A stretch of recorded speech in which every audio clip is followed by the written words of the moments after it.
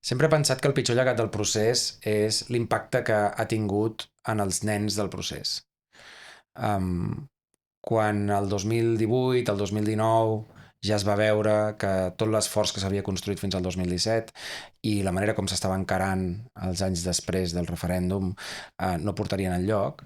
Per mi la pregunta fonamental era què passaria amb els joves que els seus pares els havien dut a la cadena humana o a la manifestació del 12 o a les consultes populars o al 9-N o a qualsevol de les coses que el procés havia construït.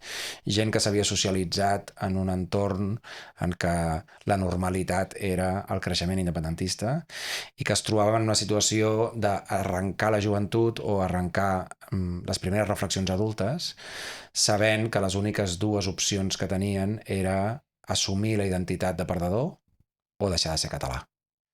Aquestes dues tries eren abismals per qualsevol jove i eren la urgència més gran que teníem de proveir d'una articulació política o d'unes idees o d'una interpretació de la història o d'una esperança real i no fingida que pogués proveir a aquesta generació de gent que s'incorporava a la vida adulta d'alguna cosa més sòlida que l'herència del procés.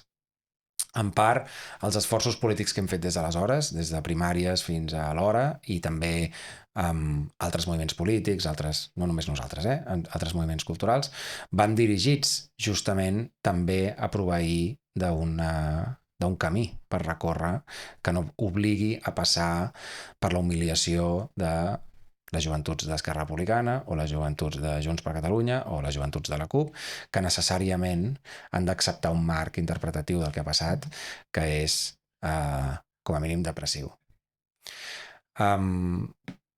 Avui dia les enquestes ensenyen que justament aquests joves tenen una pèrdua de confiança en la política i que més aviat s'allunyen de les idees independentistes.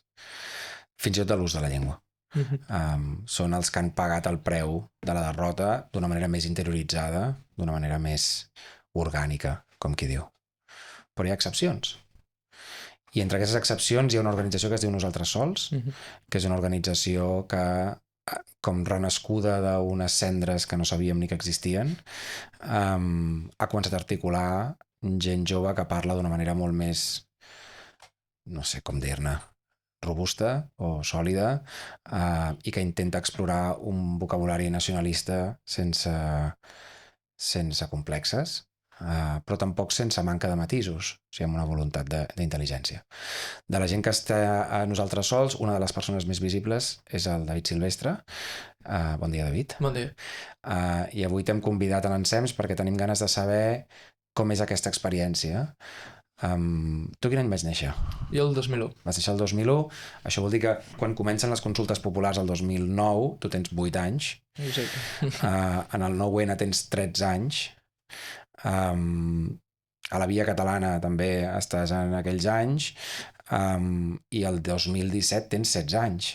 Efectivament, per tant, sí. Vas poder participar? Es podia participar amb 16 anys, al 17? Sí, jo vaig participar de la meva manera fent memes a les xarxes socials, per exemple, sí. I, bueno, mobilitzant així a nivell juvenil tot el que era un moviment com molt sentimental en aquell moment, no? De pertànyer a un grup molt... Hi havia aquest component, això, nacional molt fort i de estem fent alguna cosa junts, no? Hi havia aquest projecte, aquesta... és el que has dit tu abans, era un moment d'expansió brutal del qual formàvem part. I això, clar, un xaval de 16 anys doncs ho viu molt diferent d'algú doncs, amb estudis, amb molta experiència i tal, però òbviament a mi em va marcar molt i per això sóc aquí, suposo. Tens memòria d'aquesta expansió? És a dir, de tenir... Els seus pares estaven implicats en les diverses coses que estaven passant en aquell moment? T'hi portaven? Sí, els meus pares van socialitzar-se, diguéssim, en la independència una mica més tard, és a dir, no veien malament el tema de la independència, però no ho eren com a tal, no es contemplava com una possibilitat tan tangible, i crec que va ser a la primera gran manifestació, crec que la del 2012, que, bueno, m'hi van portar, vam anar, i a partir d'allà totes, pràcticament, fins a jo crec que fins al 2017, fins que la cosa va anar caiguda, però sí, jo recordo la Gran Via Catalana, bueno, no sé, totes les barbaritats que van fer organitzatives i tal, i Per què ho anomenes sí. barbaritats? Bueno, perquè per mi en aquell moment era... O sigui, l'organització que hi havia en tants catalans concentrats en un punt, tots amb la mateixa il·lusió i tal, crec que és una cosa difícil d'aconseguir a nivell logístic, no? De que tothom decideixi renunciar al seu dia, que podrien estar a la platja i tal, per anar a demostrar la seva afiliació política nacional, identitària, el que sigui, i perquè tothom està disposat a formar part d'allò i organitzar-se, i es va veure, no? Quan es volia fer una senyera, es va fer una senyera, quan es volia fer una V baixa, es va fer, i la gent ja era, més enllà de si fos útil o no, que podem entrar a discutir, sí que crec que va ser un punt molt important, almenys en la socialització, de que jo em veia part d'una cosa molt més gran que jo, perquè veies riuades de gent i semblava que tot el país estava allà. Després et fas gran i veus que no és tot el país, no? Sinó una part, però clar, de nen ho vius, estàs enmig d'un tsunami, pràcticament. Perquè tu ets a Mediona quin ambient hi havia?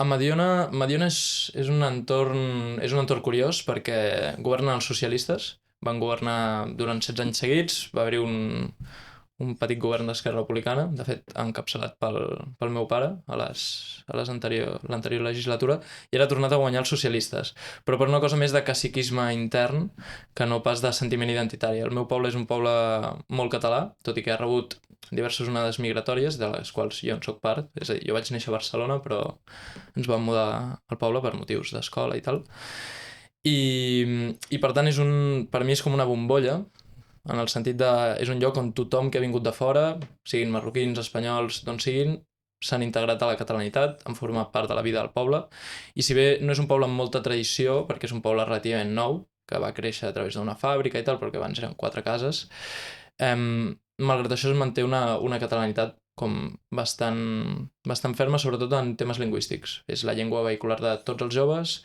també dels adults, i tothom sempre, no, quan parlen dels immigrants, no, és que no parlen català, dic, bueno, depèn d'on, al meu poble tots, i tots formen part de la vida del poble, els castells. Hi ha vida civil? És el que anava a preguntar-te. Hi ha vida cultural i vida civil? Hi ha molta vida civil, perquè és un poble que és una excepció a Catalunya, i això, parlant amb els diferents alcaldes de la zona, el meu pare ho va veure molt clarament, perquè en el nostre municipi, que és un municipi de 2.000 habitants, hi ha 3 escoles, 2 de les quals són escoles alternatives, d'educació així més encara de la llibertat, bueno... No, és on vas anar tu, a una d'aquestes alternatives? Sí, a les dues que hi havia. I per tant, ha rebut molta immigració de gent amb fills. Per tant, és un poble que, malgrat ser molt petit i amb molt poca gent, hi ha una proporció de nens que destrossen totes les estadístiques, perquè tots els pobles del voltant, que també són petits, el que passa és que tenen molts vells i no hi ha joves. I el nostre també tenim vells, òbviament, però hi ha molta joventut. I aleshores, tornant una mica als anys del procés, tu et polititzes en aquell entorn. Adquireixes una sèrie d'idees que tenen a veure amb el país, que tenen a veure amb les aspiracions del país, que tenen a veure, i que segurament part de la teva militància sorgeix de l'experiència viscuda d'aquells anys. Però has hagut de revisar-la? Has hagut de fer un procés de negació o de crítica del que vas aprendre aquells anys? Sí, moltíssimes coses. Sí. Aquells anys una mica eren la cova de Plató, i els anys després del procés m'han servit com per sortir de la cova, no? I veure com una sèrie de consensos, una sèrie d'idees, d'ombres, no? que jo creia que hi eren, doncs o eren mentides o eren mitges veritats. El tema, no, de la democràcia sempre guanya, no? Aquesta cosa de no, nosaltres com que estem al costat correcte simplement perquè som nosaltres, guanyarem, no? Sense que hi hagi una idea del poder com ben estructurada. I de fet per això vaig començar a estudiar ciències polítiques, perquè jo veia, més enllà de voler-me dedicar o no, és una cosa que encara no he decidit que farem aquesta carrera, però sí que la volia estudiar per entendre almenys d'una manera una mica més detallada com funciona el poder, com funcionen les estructures dels estats, de les institucions, perquè una de les il·lusions, no, del procés va ser que, com que nosaltres controlàvem la Generalitat, podíem fer-ho, no? Teníem les eines per fer-ho.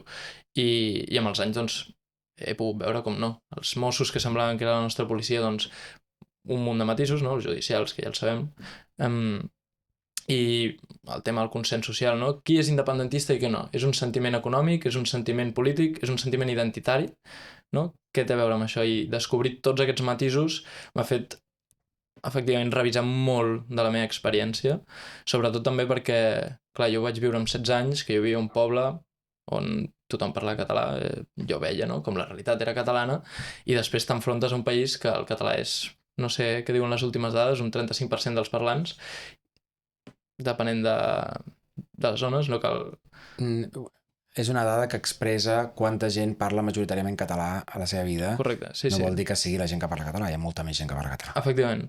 Però sí que veus que la realitat del país és molt més complexa, que no és una amalgama homogènia que el meu poble es repliqui a tot arreu, i per tant doncs, també et fa revisar aquest punt, no?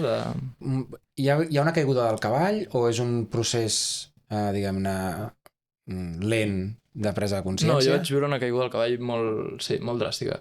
Podries assenyalar quan? Sí, jo diria que va ser just després de l'1 d'octubre. El fet de que a mi m'estaven dient sí, referèndum, independència, referèndum, i no va haver independència, i allà va ser com, què està passant? O sigui, per què ens han dit això tantes vegades? I, clar, com a nen ho vius com una incredulitat, no? Els reis són els pares, i dius, què? Què vols dir? Vull dir, els pares de... No ho sabia. De la tradició i de... Sobretot a través d'internet. Internet va ser el que em va ajudar a trobar un altre espai fora d'aquesta caiguda de cavall, no quedar-me a la intempèrie, i a través dels memes, doncs clar, conèixer molts mamaires, diguéssim, o de la meva edat, una mica més grans, una mica més petit, que també feien memes, diguéssim, catalanistes, nacionalistes, independentistes, com vulguis dir-li, i que per tant és gent que té un compromís, té un interès com extra a la majoria de la població, perquè si fas memes i gastes el teu temps en fer això, doncs és la gent que és, i gràcies una mica a aquests entorns i de parlar amb gent que freqüentava aquests subgrups d'internet, vaig poder, diguéssim, tenir un espai on veure per què havia passat el que havia passat, fer-li una crítica, i jo vaig tenir uns anys molt durs de són uns traïdors, no sé què, ens han deixat amb el cul a l'aire. Aquests subgrups d'internet, de què m'estàs parlant? Twitter, Reddit, Racó Català... No, en el meu cas va ser a través de l'Instagram, perquè era on penjava els memes, perquè, bueno, és l'espai, diguéssim, més juvenil, podríem dir, en aquell moment, crec jo. I després sí que vaig fer un salt a Twitter uns anys més tard, però al principi de dir que entrava a Twitter i no en tenia res. Ens passa a tots. Sí. I això, va ser sobretot a través d'Instagram, perquè és on es penjaven els... I allà vaig començar, de fet, amb la meva pàgina, que van començar sent memes, i ara surto jo, però si fas scroll veuràs coses del 2017 que fan gràcia, de veritat. Retens aquest grup de gent? O sigui, és un grup que s'ha articulat, o és un grup que en aquell moment us vau donar suport i després cadascú ha fet la seva? Hi ha hagut una mica de tot. Amb molta gent hem mantingut el contacte i de fet, hi ha molta d'aquesta gent doncs, que segueix participant de manera activa i amb la que tinc contacte. Hi ha altra gent que no, que s'ha perdut, o que ha deixat de fer memes, o que ha passat a dedicar la seva vida i els seus esforços, no sé, en el món privat o en la seva carrera professional o tal. Però sí que hi ha algunes persones en concret amb què sí que hem fet més vincle i ha passat de ser algú amb qui comparties memes a una amistat, no? Però... Aleshores, per tant, el 2017, després del referèndum, tens com una caiguda del cavall, aleshores venen el 2018, el 2019, són els anys de manis, orquinaones, sentències, tot això. Com ho vius, tot això? Hi ets present? Estàs desenganxat? Des d'on ho vius? Molt present. Jo ho visc des del punt de... Clar, jo era molt jove, i no tenia ben bé on caure en aquell moment, no? Després de caure del cavall, com dius tu, a part dels memes, què fas en el món públic, no? Perquè jo veia, vale, sí puc fer memes a les xarxes, però jo necessitava algú més, no? Que no només fer propaganda, per dir-ho així, sinó fer alguna cosa al carrer, no? Però, clar, tens 16 anys i tampoc et veus amb la capacitat de fer molt, a part de l'energia que tens d'anar tot arreu on puguis. Llavors, durant aquests anys, va ser primer uns anys de xoc dur, perquè també com van haver-hi les eleccions, ens van tenir entretinguts i ningú sabia ben bé què calia fer després d'allò, no?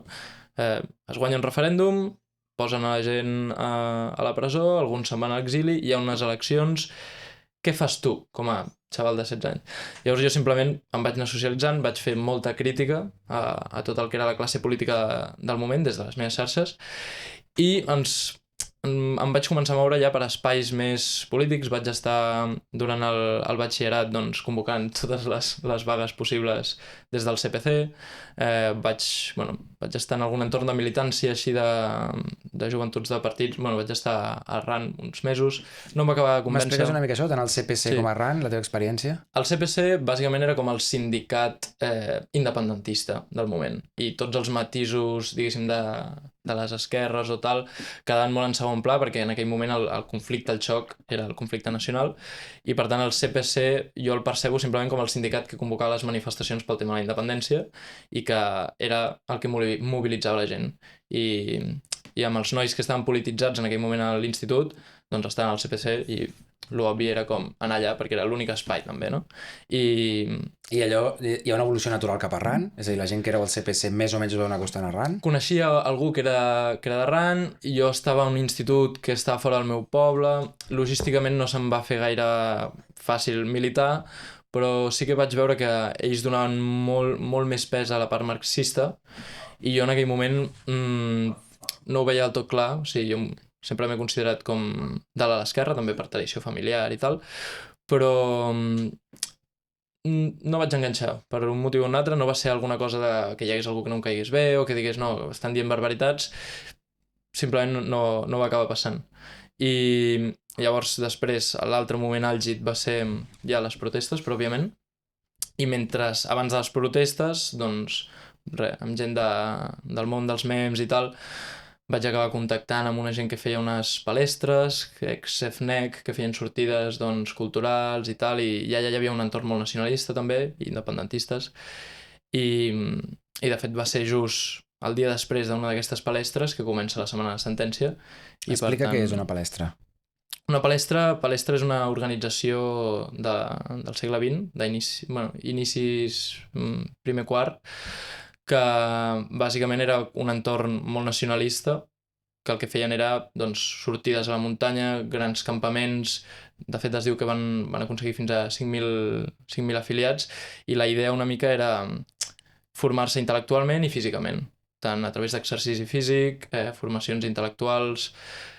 Batista i Roca va ser un dels pioners en aquesta organització. Llavors, quina mena de formació intel·lectual?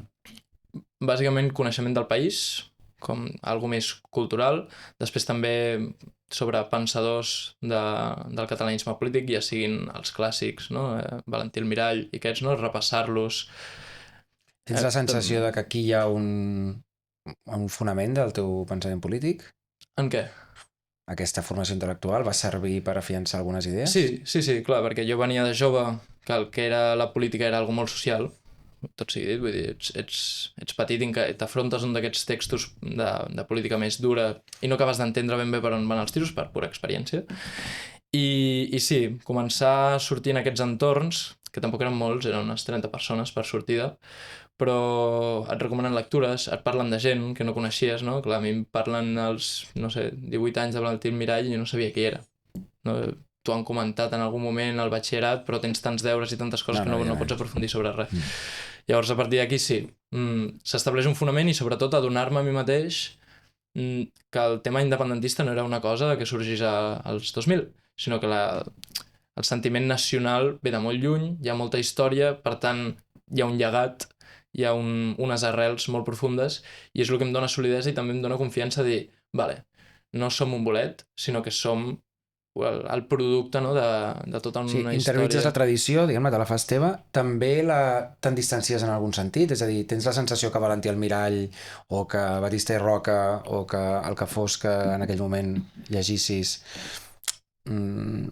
no havien arribat prou lluny, o havien enfocat malament, o senzillament te la fas teva i et sents una baula més d'aquella tradició? Jo em sento una branca més d'un mateix arbre. Més que res perquè això ha canviat una mica amb els anys, però jo considero que al final, si ells prenien aquelles decisions, era basat en un context que jo entenc. És a dir, no era possible ser independentista a l'època de Prim, per exemple, perquè el context no havia fet possible aquella possibilitat, no? No sé si no ho explico tant en termes materialistes que diria Marx, sinó en el sentit de és una evolució, crec jo, i per tant el que els hi criticaria només si estiguessin dient el que diuen ara, però com que ho estan dient en un context totalment diferent, empatitzo molt i fins i tot em sembla bé allò que feien, perquè, bueno, formava part d'una altra tradició, d'una altra estratègia també, d'una altra concepció del que era doncs, Espanya, Catalunya, Diries que un etc. coneixement més profund del segle XIX, tema del tros de Valent i Almirall, per entendre'ns, fins a principis del XX, ajudaria? Si creus que aquí hi ha un desconeixement del que estava passant al país al segle XIX, que significaria un desvetllament? Deixa'm que et faci la pregunta diferent, perquè potser l'he fet una mica massa abstracta. Tu després d'això et poses a estudiar polítiques a la Pompeu. A la Pompeu què t'ensenyen? Poc. Què t'ensenyen del país? Molt poc. O sigui, ara com a optativa faré institucions polítiques de Catalunya, però el que hem fet sobre el país fins ara, una classe de política catalana i espanyola en una mateixa caixa, per dir-ho així, que ja una mica diu per si sol, i realment poc més, com a subtema d'altres grans temes, no? Bueno, doncs sí, el cas de Catalunya es comenta, no? Però, per exemple, en relació a teoria política, no sé si hem tocat mig un autor així de passada, però poquíssim. O sigui, tot el que he construït jo, tota la meva construcció, diguéssim, pròpia, nacional, sobre què és el país, quina és la seva idiosincràsia, etc., ha sigut per la meva compte, pura i durament. Ja s'estudia teòricament el nacionalisme, per exemple, o el secessionisme o l'autodeterminació? Molt poc. Com a subtema de... I és una cosa que he trobat molt a faltar, però que... Es fa estrany, no? O sigui, és un moviment polític molt... Pots estar a favor o en contra, però és un moviment polític molt present al país. Les universitats que es dediquen a estudiar els fenòmens polítics, com a mínim, haurien de poder proveir els seus estudiants d'eines per mirar-les, no?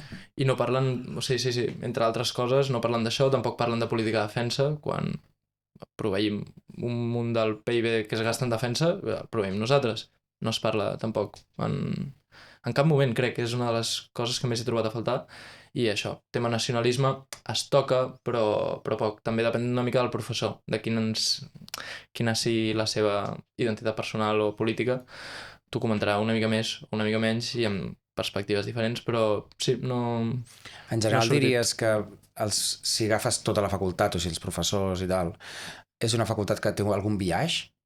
De manera general, sempre hi ha excepcions, però de manera general és una universitat que és una universitat liberal, és una universitat socialdemòcrata, és una federalista, és espanyolista, és regionalista, és... Socialdemòcrata.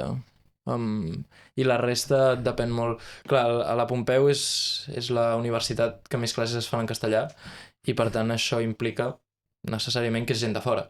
I per tant sí que hi ha hagut gent que jo sé que són independentistes i són professors i els conec, però també hi ha molts que fins i tot, clar, si no parles la llengua, que has d'entendre realment com funciona el país i quines són les seves lògiques.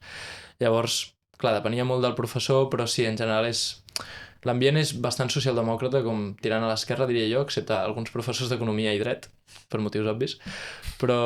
Què vols dir, perquè saben sumar i restar? Bueno, perquè jo crec que en els entorns així acadèmics té molt a veure el que estudies, sí. Perquè... No, però... Si haguessis de dir, pots no respondre a aquesta pregunta, et dono la llibertat de l'abstenció aquí. El millor professor que has tingut? El millor professor que he tingut? Jo diria que és els dos de teoria política, més que res perquè m'agrada el tema, però et diré tres. Marc Sant Jaume, Toni Rodon i el tercer, no recordo el seu nom, sap greu, que, bé, teoria política i temes més estadístics de com funcionen les eleccions, la democràcia, més que res perquè mostraven passió per allò que explicaven. I bé, era doncs, anar a les seves classes i dir, hòstia, aquesta gent, tot el que està explicant, realment ho sent. I això ho notes molt en el professorat. Gent que arriba cansada a la classe i no té ganes de fer res, o gent que... I com que a mi m'agrada molt la teoria política, doncs va ser... I els estudiants? Els estudiants com són? Hi ha molts perfils dins de polítiques. Tota la generació que heu estudiat polítiques junts sou gent que heu viscut els mateixos anys del procés, com a nens, púbers, preadolescents, adolescents i finalment joves. Tens una sensació de que el procés, cadascú a la seva manera, ha marcat la seva manera de veure la política? Sí, punt. Els matisos. Jo vaig tenir la sort que em vaig trobar una generació que eren gent com jo. Gent nacionalistes que venien a la universitat a entendre com funcionaven les estructures de poder i que tenien una voluntat de canvi a nivell nacional català, no? I per tant amb la voluntat explícita de fer un estat català, un estat pels catalans, punt. També hi ha molta gent que ho ha viscut des de l'altra banda i per tant veuen en el procés un moment de confrontació, no? Entre la convivència, de, diguéssim, desviar la vista a una cosa que realment no és tan important, no? L'argument, diguéssim, dels comuns de... Hi ha coses que preocupen a la gent més directament, no? I que, per tant, és un trauma per tots, sigui d'una banda o d'una altra. I això a les classes ho veies molt clarament. Quan es parla de nacionalisme, els que estaven molt en la idea de nacionalisme i els que no, hi ha gent de les joventuts del PP, de Ciutadans, d'Esquerra, de Junts, i després estàvem els outsiders independentistes radicals que no estaven en lloc en aquell moment, però era un panorama curiós. També veus que la gent no s'hi vol ficar molt en aquest tema. Els que no estan tan polititzats i no tenen aquesta voluntat de fer un estat català, o no en parlen, o... Hi ha molta gent que estudia polítiques més per una cosa... per entrar a l'administració, perquè s'estudien molts temes que apareixen en moltes oposicions, doncs això, d'administratius, i gent que simplement està fent currículum per anar a ocupar la segona cadira del seu partit, que és una cosa bastant curiosa. Aquesta experiència és pràcticament l'oposada dels anys d'abans, no? O sigui, tu tens una experiència que és dels 8 als 16, que és una experiència de total hegemonia de... No? La teva vida quotidiana és un... A ser de cop el radical de la classe. Després dels 16 fins als 18 tens un moment de decepció, de militància, d'intentar entendre què està passant, i després entres a la universitat i el que et trobes és el contrari, diguem-ne, no? Ser el marginal ideològicament, o tu n'has dit l'outsider, Sí. per les teves idees, no? És un xoc fort, o sigui, no és qualsevol cosa. Sí. Sobretot pel tema, no, de, al final, la homogeneïtat social en idees polítiques el que et dona és una seguretat, no? De dir, penso el correcte perquè tothom ho pensa, no?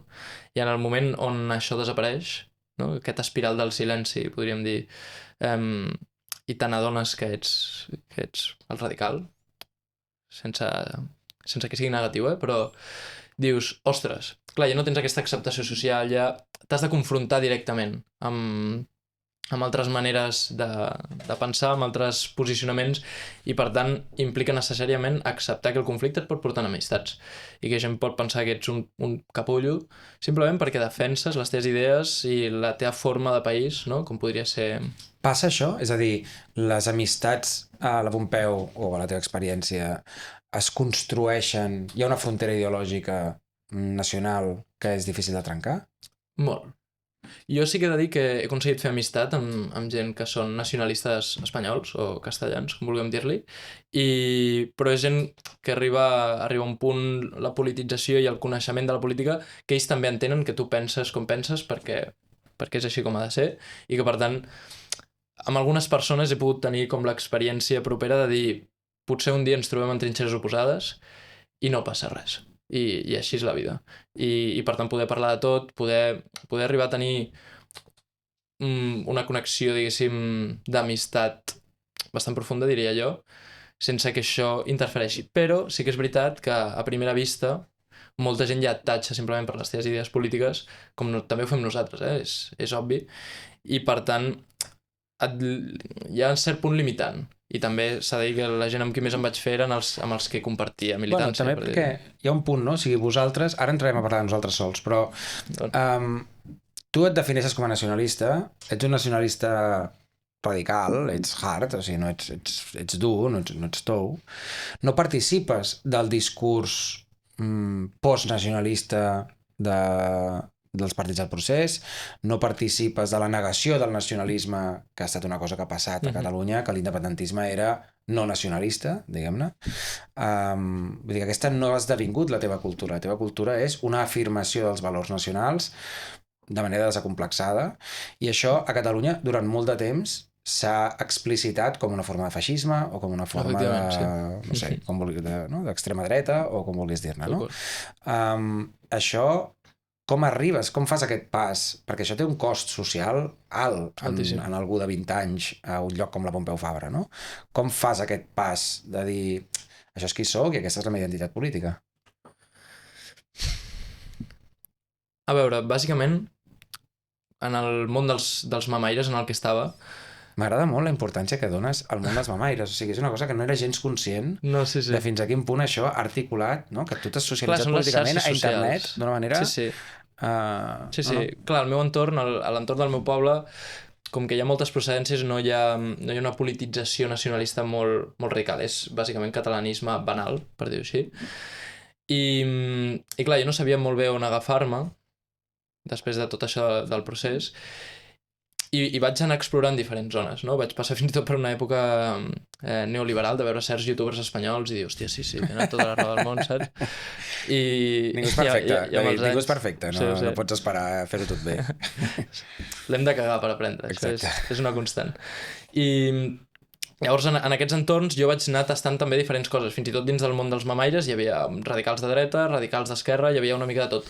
I jo vaig anar fent una mica, em vaig fer una mica el meu bufet lliure de tot el que hi havia i vaig trobar que el més sòlid per mi era el nacionalisme, perquè era el que recuperava les arrels, ho incorporava també en l'actualitat, és a dir, no és un nacionalisme de no, hem d'estar tots fent sardanes al carrer, no té res a veure amb això, sinó de dir, jo no vull només una millora del benestar dels meus, sinó de tots els que formen part de la meva comunitat. I per mi el nacionalisme significava això, sobretot. I això lligat amb la tradició. No? Una mica en el sentit de Burke, de dir la tradició al final també són els aprenentatges d'un munt de generacions que també l'han cagat com nosaltres i que no vol dir que tot allò que sigui tradicional sigui correcte, però que com a mínim forma part d'un procés d'aprenentatge com el que podem viure nosaltres en l'actualitat. I per tant, com a mínim s'ha de valorar. I jo va ser... Això també ho recordo molt com un dels fets que em va marcar. Em vaig llegir un còmic que es deia L'exèrcit errant, sobre la batalla del riu Cefis, i jo era petit, me'l vaig llegir, els catalans destrossant els francesos en una batalla asimètrica absoluta, i jo pensava que era ficció, i li vaig dir al meu pare, escolta, papa, això és veritat? I em va dir, sí, és veritat. I clar, jo també vaig fer el contrast de això és veritat i ara mateix estem on estem, submesos a un altre estat, tal, què ha passat aquí? Llavors la curiositat em va fer dir, vale, doncs vaig explorar què és Catalunya, d'on ve? Jo vinc d'una família de diferents procedències, però sobretot d'origen, diguéssim, de Múrcia, del sud d'Espanya i tal, i per tant la tradició una mica l'he après amb el pas dels anys i amb el que van aprendre també els meus pares i tal, però m'he hagut de construir nacionalment i en un moment vaig trobar personalment que la resposta era el nacionalisme. I clar, això va xocar després quan jo ho vaig presentar al públic, no? A través dels memes o tal, que sortia gent, hòstia, no, el nacionalisme és tòxic, és excloent, i per mi no ho significava això. Per mi tenia una idea totalment diferent.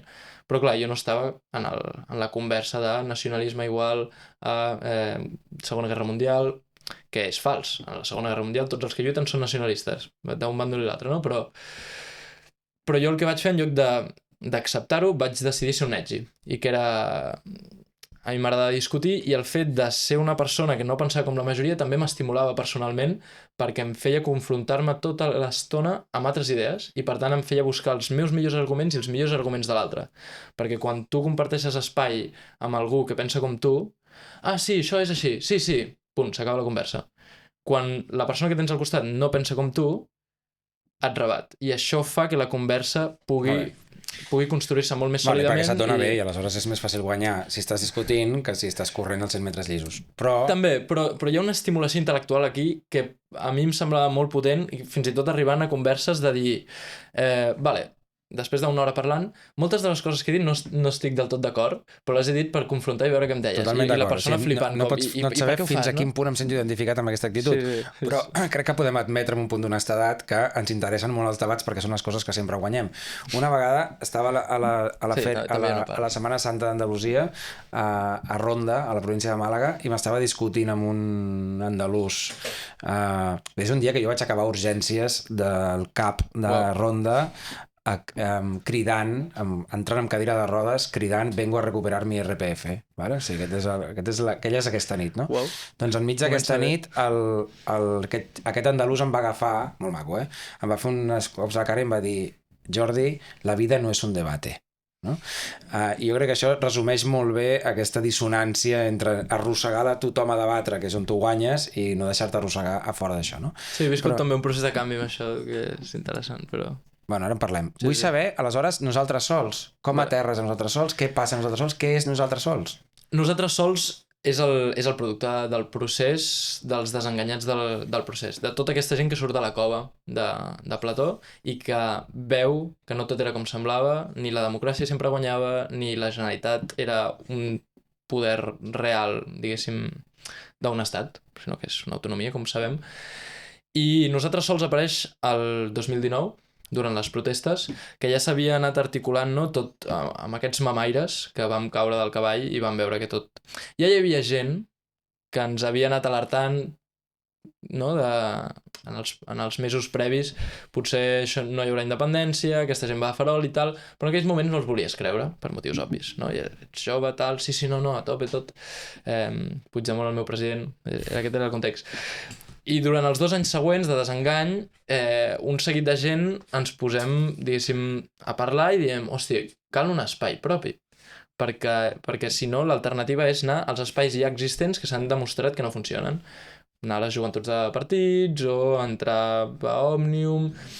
No veiem que hi hagués res amb el que ens poguéssim sentir del tot a gust. No encaixàvem. Llavors vam dir, hòstia, doncs si no encaixem enlloc, potser és que hem de crear un espai. No? Si som molts els que veiem això, potser que agafem, ens arremanguem i fem alguna cosa. I el moment va ser les protestes del 2019. També perquè vam veure que un dels problemes que teníem era que, sí, tots anàvem a una a les manifestacions, però després tothom tenia la seva capelleta i tothom anava amb els de la seva ideologia. I amb aquests entorns amb els que jo em començava a moure, el que vaig veure és que hi havia un canvi de paradigma, que era que jo podia compartir espai i sentir-me a gust amb gent amb altres ideologies, diguéssim, en l'eix esquerra-dreta, i que no passava res. I que fins i tot era més divertit, perquè podíem discutir i alhora podíem estar d'acord, no? I hi havia moltes diferències, però també molts punts de connexió. I vam dir, hòstia, hem de crear un espai que sigui ideològicament transversal. Ideològicament és fals, sinó, diguéssim, dins de l'eix esquerra-dreta, que sigui transversal, que tingui com a pilar fonamental el nacionalisme català i com a conseqüència lògica la creació d'un estat català. Un moment, quan dius les protestes vols dir Urquinaona? Sí, correcte, durant tota aquella setmana. Jo vaig estar a tot arreu. Què recordes d'allò? Què recordo? És el processisme dels antiprocessistes, no? Perdó per dir això, però vull dir que... Tal qual, sí, no, és així. Amb els anys també he vist això. Jo també hi era, però vull dir que hi ha un punt de construcció èpica... En aquell moment creia que no, que creia que havíem de donar-ho tot allà, que era decisiu. Amb el temps he vist que no. Però era bàsicament treure una energia que teníem tots dins de tots els aspectes, no? De sentir-se uns derrotats i intentar demostrar que no ho érem. Que encara hi havia alguna cosa, alguna flama que era capaç de resistir la pressió, diguéssim, opressora, tant a nivell, diguéssim, espiritual com tangible, no? Com és l'ocupació militar d'Espanya. I la idea era, anem a donar-ho tot, això de ni un paper al terra s'ha mostrat un fracàs absolut, el que cal és cara dura. I bàsicament jo vaig estar tot arreu on vaig poder, a l'aeroport, davant de les barricades, tot. No sóc dels que cregui que tirar-li una pedra a un policia serveix, i no ho vaig fer, però sí que per mi era important estar allà al davant perquè era un canvi de paradigma, per mi. Era dir, hòstia, portem anys dient que això de ni un paper al terra ha sigut una farsa, ha demostrat que no anem enlloc. També l'1 d'octubre demostrava que els altres poden utilitzar la violència i nosaltres podem resistir. I les protestes, més que pels presos polítics, perquè jo en aquell moment considerava que els presos polítics havien de ser presos, però dins de l'estat català, per traïció, o sigui, aquesta era la meva mentalitat. Però ara ho veig diferent, ara els entenc. Ara hi ha cert grau d'empatia de dir, entenc que el que han fet és també pels seus processos de socialització, per la seva manera de veure el món, per la gent a qui van llegir en el seu moment, per la concepció del poder que tenen, i per tant, A nivell personal els hi perdono, a nivell polític no. Aquesta seria una mica... T'has tornat compassiu. T'estàs aburgesant, David. T'has tornat compassiu. No, bueno, no sé què és, però... Llavors, en aquells moments és un moment de treure la ràbia, bàsicament, i de trobar-se amb la gent al carrer. I després del 2017, que la mobilització comença a caure, és un moment on prenem protagonisme. Hòstia, el tsunami i tal, hi ha esperança, no? És una mica la revifada del mort abans de palmar-la, pues, per mi és l'última etapa del procés per això. I bueno, jo vaig ser durant tots aquells dies i en un dels dies, crec que va ser durant aquella setmana que ens reunim amb 5 persones i diem, hem de fundar nosaltres sols. Allà estàvem diferent gent. Per què nosaltres sols?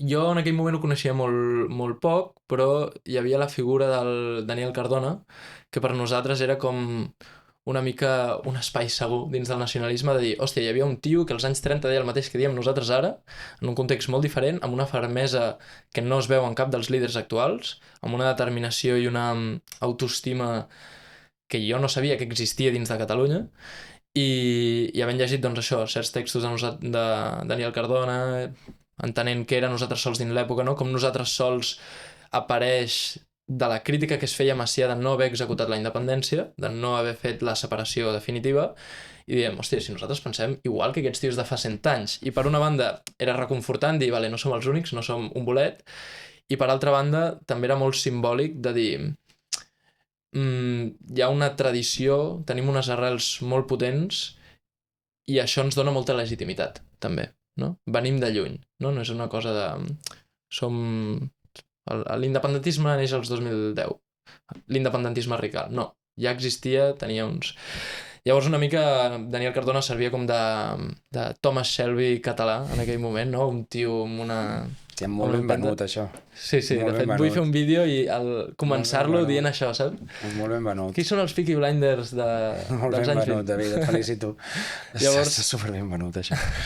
Llavors una mica però els agafem... molt, no?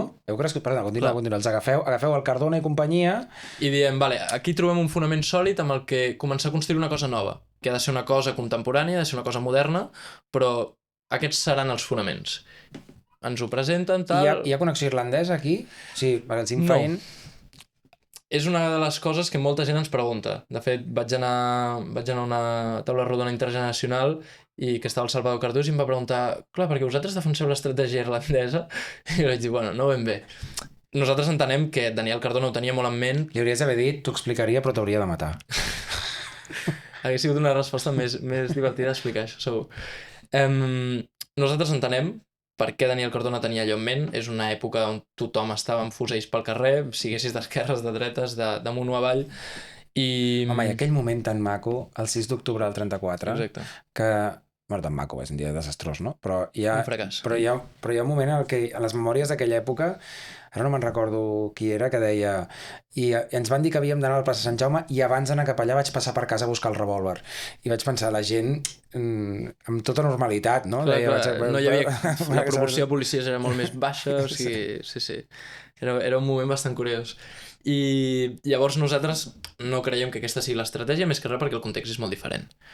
Però sí que ens sembla un bon fonament i més que pel nom i per Irlanda és per Daniel Cardona i el que significava en el context de Catalunya. Era per si de cas, volia saber si hi havia algun emmirallament amb l'Ulster. Bé, però... simplement nosaltres considerem que els irlandesos han demostrat que pots lluitar contra l'imperi més poderós del moment i en sortir-te'n. El context era el que era i podríem debatre les similituds o no, però... Saber. Llavors nosaltres ens reunim i diem, fundem nosaltres sols. I érem 5 pelats. Molt bé. O sigui, però diem, va, ens tirem a la piscina. D'aquells 5 quedem 2, els altres s'han perdut pel camí. Però, bueno, fundem, en aquell moment diguéssim, sembla la sentència, entra bastanta gent de cop, passem a ser uns 20 i alguna cosa, molta gent a les xarxes socials, hòstia, sí i tal, però, clar, a partir del 2019 tot és baixada. Tot és baixada. Llavors ens trobem en un moment que no hi ha mobilitzacions, per tant, comencen a desaparèixer els espais de socialització com eren les manis, per exemple, deixen d'haver-hi les vagues, i ens trobem en una dificultat que és fundem nosaltres sols i el país està desmobilitzat. I hem de mobilitzar un jovent que està desesperançat, que està cansat, que s'ha sentit utilitzat i de fet nosaltres sols ha estat al punt de la dissolució 3 vegades, potser.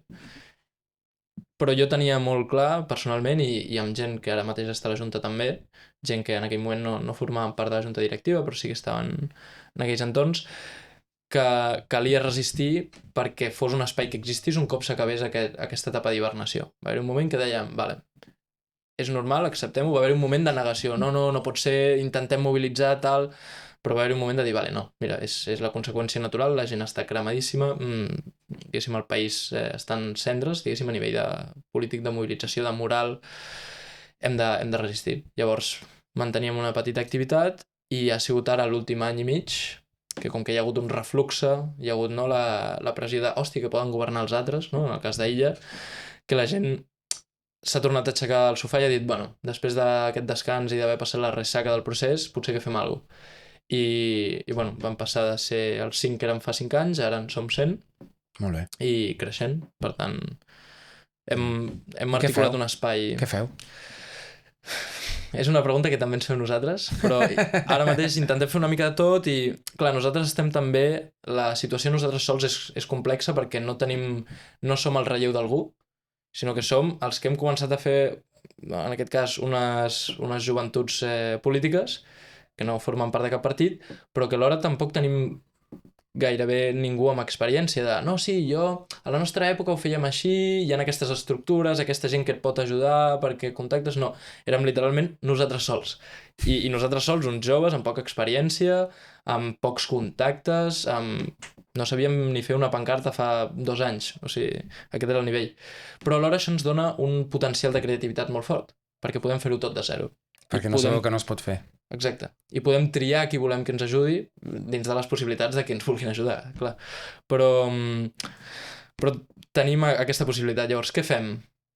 Durant un temps centràvem molt la nostra activitat en fer, diguéssim, propaganda per les xarxes i a nivell intern, doncs, cada tant en tant, fer una acampada al terreny d'algú, trobar-nos, es convoca una manifestació, no sé què, anem junts i sobretot debatre. Va ser també un espai una mica com de hola, sóc el David, jo també he caigut del cavall del procés i ens servia una mica com un espai de dir, vale, no estem sols, els que som nacionalistes seguim creient que l'estat català és possible i necessari, existim, no som uns friquis perduts, sinó que hi ha més gent i per tant va ser una mica de replegament. A nosaltres sols tenim gent de tot el territori, de tots els països catalans, i això és molt bo perquè tenim moltes visions, però alhora també és molt dolent perquè no són els teus amics del barri, els de nosaltres sols, que és una de les coses que sí que tenen les joventuts de partits, que la majoria doncs, ja són amics o ja comparteixen molts espais, i per tant la politització és una part més del teu grup social. Clar, nosaltres sols ens fem amics perquè pensem igual, no som amics i llavors pensem igual, no sé si m'explico. T'expliques perfectament. Llavors, què fem? Però, no, o sigui, entenc perquè m'estàs... Perdó, no digues. Llavors el que fem ara mateix són formacions intel·lectuals, sortides de cohesió, propaganda, encartellades i accions doncs, d'aquest caire i intentar emetre un discurs propi que serveixi com a element de pressió. Com podríem dir un lobby juvenil independentista que el que faci és intentar moure la conversa cap a el hi ha com un decantament de tota la teva experiència, no? O sigui, sí. No? Dels teus processos de socialització, de militància. La militància és una cosa molt seriosa, o sigui, la militància especialment en espais que no prometen un progrés professional clar, no? Una via per... Clar, jo he vist més portes tancant-se que obrir-se. Correcte. Sí. Té un punt de militar en el sentit intern, no? Espiritual, no? Sí. De dins, no? O sigui, hi ha una persistència que s'aguanta sobre la creença que si tu ets capaç de plantar-te davant dels esdeveniments de la història pots canviar la direcció d'aquests esdeveniments. Això o pots ser un instrument. Que I no és del tot alegre moltes vegades. Hi ha un cost que és a què dediques, un cost d'oportunitat, no? A què dediques la teva vida, a què dediques els teus esforços, i a més, en el teu cas, que ets jove, hi ha un afegit de visibilització gran en els darrers mesos o un parell d'anys. Les coses que tu fas a xarxes han tingut més visibilitat de la que una organització d'aquestes característiques podria tenir en d'altres contextos. Els teus vídeos es veuen molt. Hi ha diversa gent que flirteja amb tu, per dir-ho així, no? Que et vol. et conviden a fer taules rodones i venen les senyores estupendíssimes de 70 anys Sí, és una cosa curiosa. a omplir-te de petons i a dir-te que ets el futur de Catalunya i l'esperança del que necessitem. Jo vaig venir a veure-us el 10 de setembre al Fossar de les Moreres i fèieu impressió, no? Teníeu una estètica, vau entrar amb torxes, no? amb un to una mica marcial, veu fer el discurs des del lloc contrari on tothom fa els discursos, és a dir, no? Ho heu fet des de darrere la flama i no pas des de baix al fossar pròpiament, diguem-ne, no? O sigui, mirant cap al fossar i no del fossar cap amunt, i vas fer un discurs que era una crida a l'autoestima, o sigui, clarament hi havia un exercici psicològic de dir-li a la gent no és veritat que siguem una gent derrotada. Vas citar quan a la Guerra de Successió els catalans van arribar a Madrid i, per tant, en comptes de parlar de com els espanyols ens van derrotar nosaltres o els castellans, és al revés, no? Com nosaltres som capaços de derrotar els castellans. Tot això, com ho portes, no? O sigui, hi ha un punt que estic segur que hi ha un punt de vanitat que t'agrada, perquè tots els que fem un pas endavant públicament hi ha un punt en el que l'adrenalina i l'electricitat que és saber-te escoltat o saber-te inspirador doncs té uns beneficis, però també deixa una ressaca forta a dins, no? Perquè moltes vegades la gent que et critica, és veritat que et critica per coses que tu saps que no són veritat, però això també és veritat de la gent que t'elogia. Hi ha gent que t'elogia o que t'admira o que et segueix i tens una sensació permanent d'estar vivint a dins d'un malentès, no? Un malentès molt estrany del que costa molt sortir i del que aguantes per militància, tant per la part bona com la part dolenta, no? Hi ha com un exercici d'autodisciplina d'intentar no deixar-te arrossegar ni per l'amor ni per l'odi, diguem-ne, no? Ha canviat la teva vida per aquest increment de visibilitat o... Absolutament. Explica'm una mica. Absolutament. Clar, jo em poso a fer vídeos perquè ningú els feia, primer de tot, i perquè creia que se'm podia donar bé. Jo havia fet teatre, m'agrada parlar, ja ho saps, i vaig dir, hòstia, doncs potser hauria de fotre-m'hi, no? A mi m'hagués agradat tenir un influencer independentista que m'expliqués coses, que recomanés lectures, que tal, i no el vaig tenir com a influencer com a tal. Sí que vaig trobar gent, no?, que em va poder recomanar coses i tal, i vaig dir, val, doncs sí que hi ha un buit, omplo el buit. I hi havia una part d'això, important, també hi havia una part de dir, jo volia recuperar, no?, aquesta cosa una mica pública que havia fet amb el teatre. Jo em sentia molt a gust fent teatre, connectava, no?, amb el fet de parlar en públic, explicar alguna cosa i intentar que aquesta cosa que expliqués arribés amb un to, amb una emocionalitat com que pogués canviar la perspectiva de la gent o fer-los viure un moment. I hi ha un punt també que per mi és molt important, que és que a mi em mou l'èpica. A mi aquesta cosa de lluitar malgrat tot sembla que et juga en contra em fa sentir que formo part d'algú més que de les inèrcies de la meva vida. Jo sempre tinc en ment molt la trilogia del Senyor dels Anells, tant els llibres com les pel·lis, i jo sempre he dit una cosa i la diré fins que em mori, crec, que jo el que vull és que quan em mori el meu DNI posi Catalunya o Espanya, això m'és igual, però jo saber que he lluitat fins al final i que jo he donat tots els meus esforços per intentar una cosa que va més enllà de mi, fins i tot, no? Que una gesta, fins i tot, d'una generació, no? Deixa'm que t'interrompi aquí perquè el Quim Dorca, que és l'editor de De Beer, sí, el coneixo, i que va publicar en català el Joc de Trons abans de que sortissin i se'l va menjar amb patates. Sempre diu això, que a la cultura catalana falten models d'heroïcitat i d'èpica, i mira, farem una cosa, el convidarem un dia i et convidarem a tu també i tornarem a parlar del Senyor dels Anells i parlem dels referents d'èpica i de gesta i tot això que estàs dient que crec que val la pena. Ens queda poc temps, però a les passades eleccions vas anunciar que t'abstindries. L'abstenció és un moviment cada vegada no és un moviment, no? Costa molt saber quina és la veritable extensió de l'abstenció com a moviment actiu, diguem-ne, no? Però tu vas fer molt explícit un discurs en el qual deies gairebé per salut mental, per dir-ho així, no? O sigui, gairebé per salut política, mental no és correcte, per salut política és important que no ens deixem arrossegar, diguem-ne, pels discursos que ens volen fer xantatge o que ens volen rebaixar, negociar amb el diable a la menuda, no? Creus que aquesta abstenció té, no la teva sinó en general, té possibilitats d'articular-se políticament? Sí, absolutament. I molts dels abstencionistes ja formen part de moviments polítics.